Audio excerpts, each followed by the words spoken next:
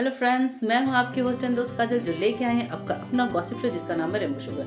तो टॉपिक शुरू करने से पहले आप सबको मेरी तरफ से नए साल की बहुत बहुत शुभकामनाएं।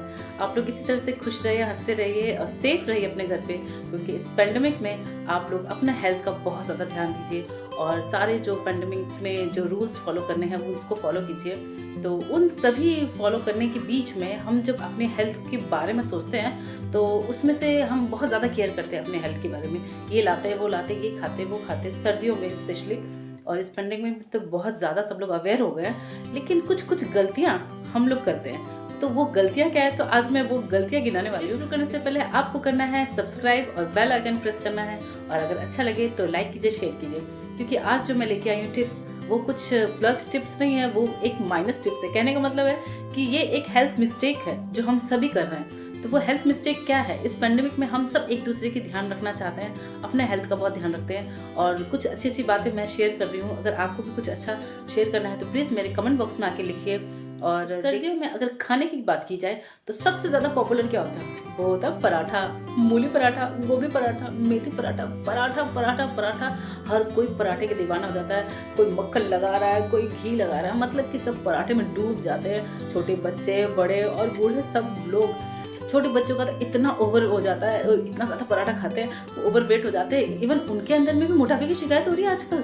बच्चे एकदम गोलू गोलू हो रहे हैं और मम्मी तो खुश कि मेरा बच्चा बहुत हेल्दी खाना खा रहा है, लेकिन असली में ये हेल्दी नहीं, ये मोटापे की शिकायत है और आप पहचान नहीं पा रहे हैं। और बड़े लोगों को तो फिर भी बहुत इंजॉय करते हैं, और तीखी चटनी हो तो फिर क्या कहने। और बुजुर्ग लोग वो भी खा लेते हैं, लेकिन उनका डाइजेशन प्रॉब्लम शुरू हो जाता है, और जो बाद में जाके उनका डायरिया या फिर लूज मोशन शुरू होता है, जो कंट्रोल में भी नहीं आता इस सर्दियों में।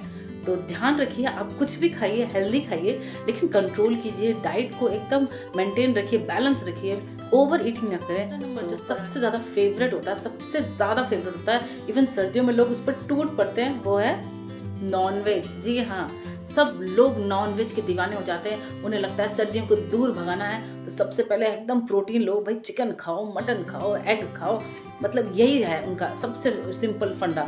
बहुत सारा नॉनवेज खाते हैं, तेल मसाला इतना ज़्यादा उसमें होता है, क्योंकि हम इंडियंस तो बिना तेल मसाला का खाना ही नहीं खाते। तो चटपटा बनाते इतना टेस्टी तो लगता है, बना के मम्मियाँ कढ़ाई पर रख देती है और उसको फ्रिज में रख के गर्म कर करके 2 टाइम 3 टाइम खा रही है। बाप रे बाप, आप कैसे इतना ज़्यादा नॉनवेज खा सकते हैं उस सर्दियों में?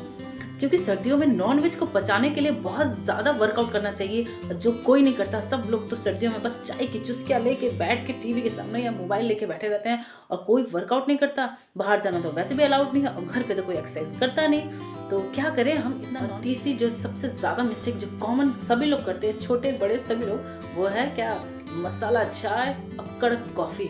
हर किसी का फेवरेट यही होता है। कोई काम नहीं हो, चाय पी लीजिए, कोई काम नहीं है, मूड नहीं किया, चलो कॉफ़ी बना लिया, थोड़ा मूड बना लिया। ये क्या बात हुई?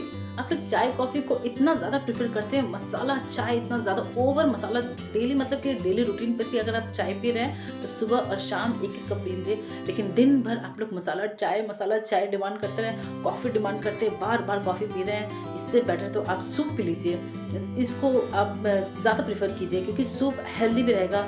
और मसाला चाय और कॉफ़ी इतना ज़्यादा पियेंगे, आपका डाइजेशन सिस्टम डिस्टर्ब हो जाएगा, इसकी वजह से आपको डायरिया या लूज मोशन हो सकता है। सर्दियों में ये बहुत कॉमन है, तो प्लीज़ आप इस पर थोड़ा सा ध्यान दीजिए। छोटे बच्चों को तो सूप एनी टाइम दीजिए, जब भी उनको थोड़ा सा भूख लगे तो सूप वगैरह दीजिए। नंबर 4 जो हेल्थ मिस्टेक हम करते हैं वो है बहुत सारा ड्राई फ्रूट्स, बहुत सारा घी मक्खन और बहुत सारा च्यवनप्राश एक बार में हम शुरू कर देते हैं। अचानक से बॉडी में जब ये सारी चीज़ें जाती है तो बॉडी रिएक्ट करती है, और क्या होता है? डाइजेस्टिव सिस्टम डिस्टर्ब हो जाता है। हम छोटे बड़े सभी लोग बहुत ज़्यादा ड्राई फ्रूट अचानक से लेने ले लेते हैं। चलो दूध में ये डाल के खाओ, वो डाल के खाओ, और फिर घी मक्खन भी बहुत ज़्यादा आप लोग ले लेते हैं, और च्यवनप्राश भी 1 टाइम 2 टाइम 3-4 चम्मच खाए जा रहे हैं। बाप रे बाप, अचानक से ऐसा करेंगे तो आपका पेट एक्सेप्ट नहीं करेगा, उसे तो लगेगा कि ये क्या हो गया, ये सब क्या हो रहा है लेकिन आपको ऐसा पता नहीं चलता, और फिर दूसरी प्रॉब्लम शुरू हो जाती है। किसी को कॉन्स्टिपेशन हो रहा है, तो किसी को लूज मोशन, किसी को डायरिया हो जाता है। और सर्दियों में ये जल्दी कंट्रोल में भी नहीं होता,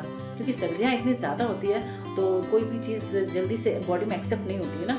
तो प्लीज़ आप इस पर ध्यान दीजिए, हर चीज़ लिमिट से खाइए और थोड़ा थोड़ा करके बढ़ाइए उसका डाइट, अचानक से इतना ज़्यादा मत। फिर टिप्स जो बहुत ज़्यादा इंपॉर्टेंट है, हर फैमिली में मोस्टली लेडीज़ ऐसा करती हैं, आलसी इतने बन जाती हैं, एक बार बना देती है और इसे फ्रिज में स्टोर करके रख देती है और बार बार गर्म करके देती रहती है। ये क्या बात हुई? आप फ्रेश बनाइए, फ्रेश खाइए, 3 टाइम आपको खाना बनाना है और 3 टाइम आपको खाना खा के ख़त्म कर देना। उसको बचा हुआ खाना बिल्कुल स्टोर मत कीजिए। अगर आपको स्टोर करना है तो कच्चा खाना स्टोर कर सकते, जैसे कि दूध हो गया, दही हो गया, गूँथा हुआ आटा हो गया, इस टाइप की चीज़ें आप स्टोर कर सकती है। वेजिटेबल फ्रूट्स तो है ही, लेकिन पका हुआ खाना को आप स्टोर करती हैं और फिर उसको बार-बार गर्म करके खाती हैं, तो इससे कोई न्यूट्रिशन नहीं मिलता। जस्ट आपका पेट भर जाता है, लेकिन इससे कोई न्यूट्रिशन नहीं मिलता। तो इस पर आप बहुत ध्यान दीजिए, फ्रेश बनाइए, फ्रेश खाइए। पेंडेमिक में आपने अपनी सारी वैक्सीनेशन पूरी कर ली है, तो आपको मेरी तरफ से थम्स अप है। और बहुत जल्द बच्चों की भी वैक्सीन आ रही है, बिल्कुल चिंता करने की ज़रूरत नहीं है। आप सब्र से काम लीजिए, पेशेंस रखिए। जैसे ही उनकी वैक्सीन आती है, आप रजिस्ट्रेशन शुरू कर लीजिए, क्योंकि रजिस्ट्रेशन सबसे पहले होगी, उसके बाद वैक्सीनेशन शुरू होगी। तो बहुत खुशी की बात है कि हमारे बच्चों की भी वैक्सीन आ रही है और इसी तरह से अपने देश को दुनिया के टॉप पर लेके जाना है, क्योंकि आपकी और हमारी कोशिश से ही ये देश आगे निकल पाएगा, इस पेंडेमिक से बाहर निकल पाएगा। तो इस बेस्ट विशेष के साथ आप हमारे साथ हैं, हम आपके साथ हैं और पूरा देश एक है। तो इस तरह से खुश रहिए, खुशियाँ बाँटिए। Bye bye.